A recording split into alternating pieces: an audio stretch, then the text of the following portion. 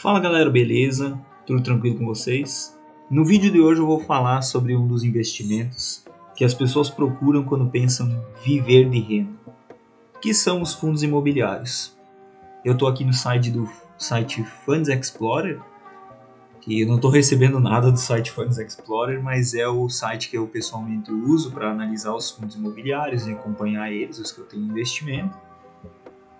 E é um site muito bom, tem muitas funcionalidades, por isso eu vou usar ele hoje para mostrar para vocês as coisas.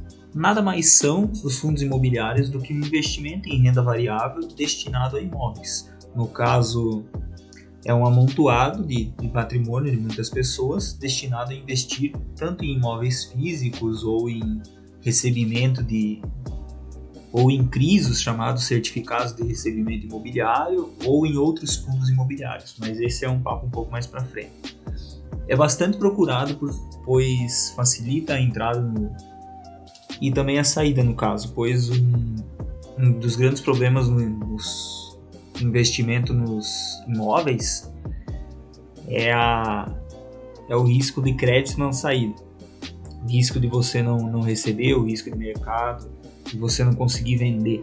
Agora, isso não existe esse problema com os fundos imobiliários, porque você só tem que se vender a cota, e como a liquidez dos fundos é boa normalmente, você consegue vender a cota para outras pessoas facilmente. No caso dos fundos de tijolo, chamados fundos de tijolo, pois existem três tipos de fundos, são os de tijolo, tem os de papéis, que são de recebíveis imobiliários, como certificados de recebíveis e letras de crédito, que é o tipo de empréstimo à renda fixa, que o fundo recebe, ele adianta um dinheiro para uma empresa, e ele recebe esse dinheiro de volta a uma taxa fixa, normalmente.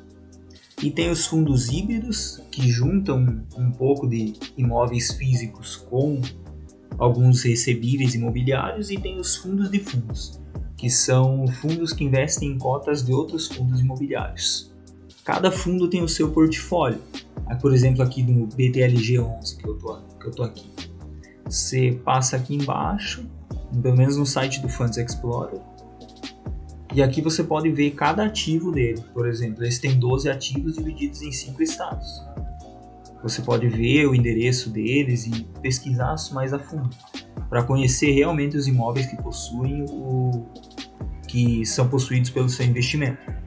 Os fundos imobiliários se revelam um investimento bastante atrativo, também por ter um valor um pouco mais baixo, não tão baixo quanto ações no mercado fracionário, mas tem um valor baixo relativamente, para você poder entrar no investimento em imóveis, pois daí você não precisa comprar um imóvel inteiro ou um investimento grande em imóveis, que seria, por exemplo, você pode comprar um imóvel bem simples hoje, você tem que despender uns 300 mil reais, 400 mil reais.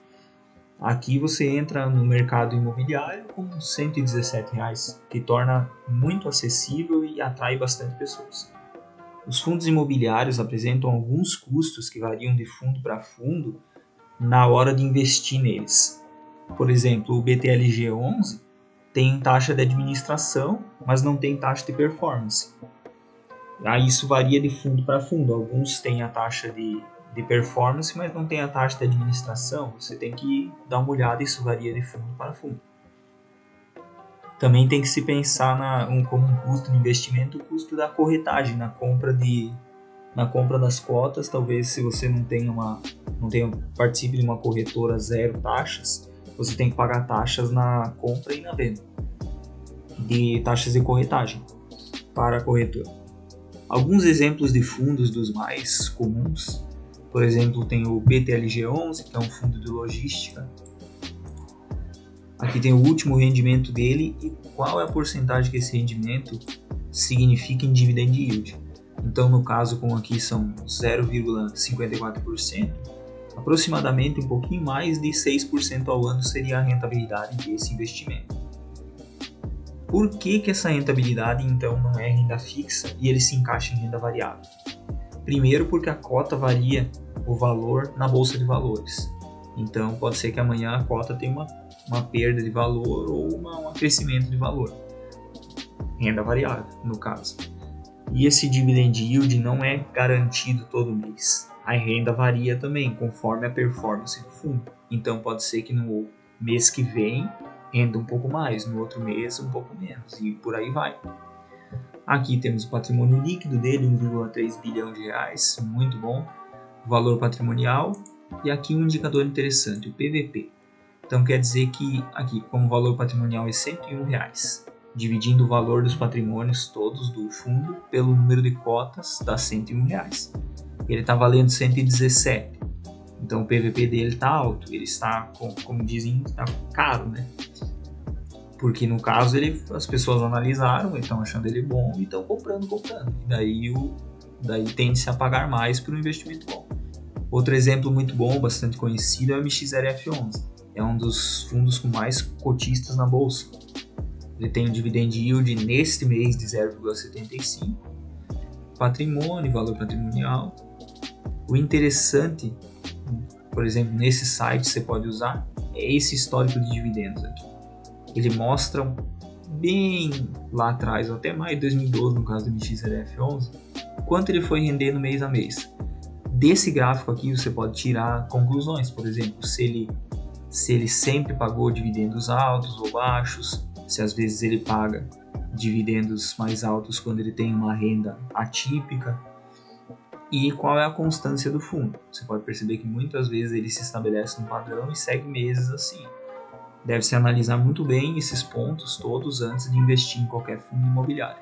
Outro exemplo de fundo bastante conhecido é o BCFF11, que seria do tipo fundos de fundos.